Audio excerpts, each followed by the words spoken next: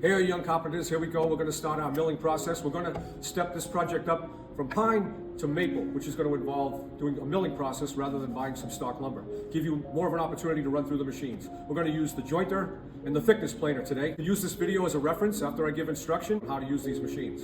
Okay, let's get started. Carpentry 1, we're working on our step stool. So this is a rough sawn material, and we're going to go through the process of milling. We're going to use the jointer, the thickness planer, the Okay, so we're going to check our boards for cupping and twisting. So how do we do that? We take it, we put it on a flat surface. We're checking the corners. Nothing happening here when I push this way. You can see that the board is moving. That's telling me there's a twist in the board.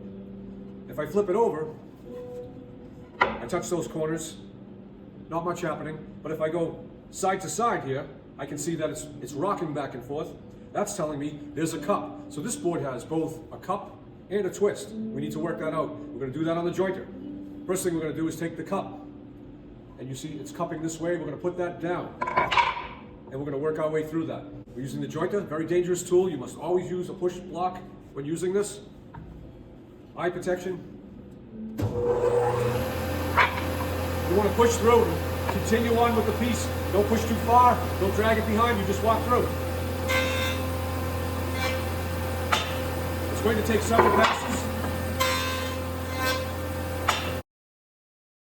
My final pass, I should have a nice smooth sound going through this. You're listening as well as feeling this.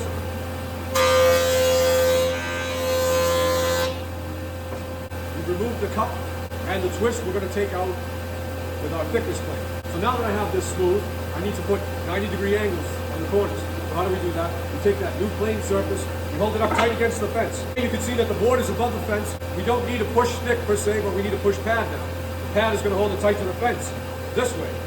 Remembering that the blade is under here, and we don't want our hand getting anywhere near that. We're using our push pad.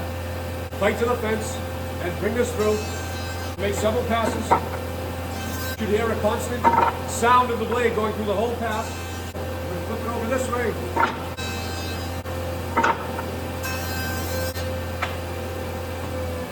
We have our flat surface, our two 90-degree corners.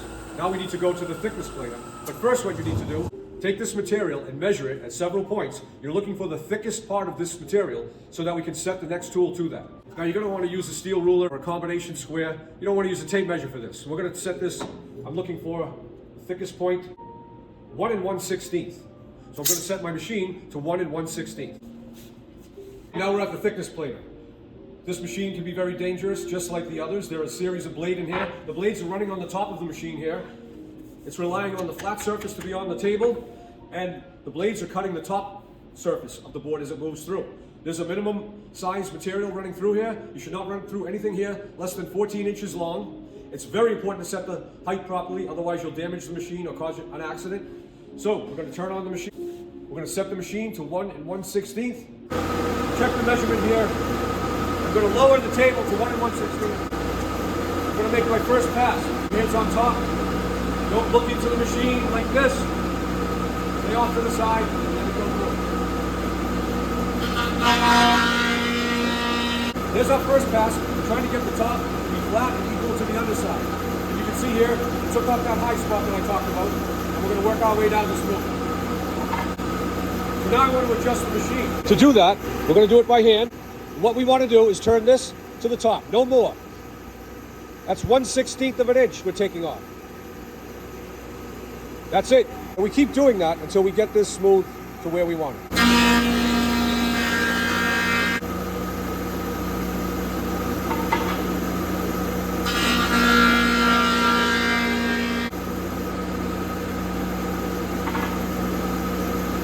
Okay, here we are at our final cut. Checking it. Ultimately, we want to end up with 3/4 of an inch for our finish. So I've set the machine to that. Final pass.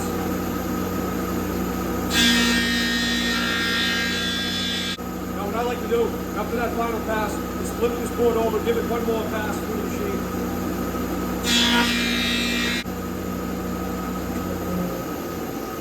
So there we have it now. We have our starting piece, which is perfectly flat on both sides, square, 90 degrees from the corners from the jointer, and we're ready to do our layout and cut with our miter saw, our band saw, with our table saw, and our jigsaw. Now, with so many students in the class, You want to take the time in between while you're waiting to pay attention to what's going on and go over and practice doing some layout and going through the procedure list so you know what's coming up. Okay, young carpenters, let's keep up the good work and be safe. If you find these videos to be useful, help support the channel. Click the like button or subscribe. Let's keep up the good work, young carpenters.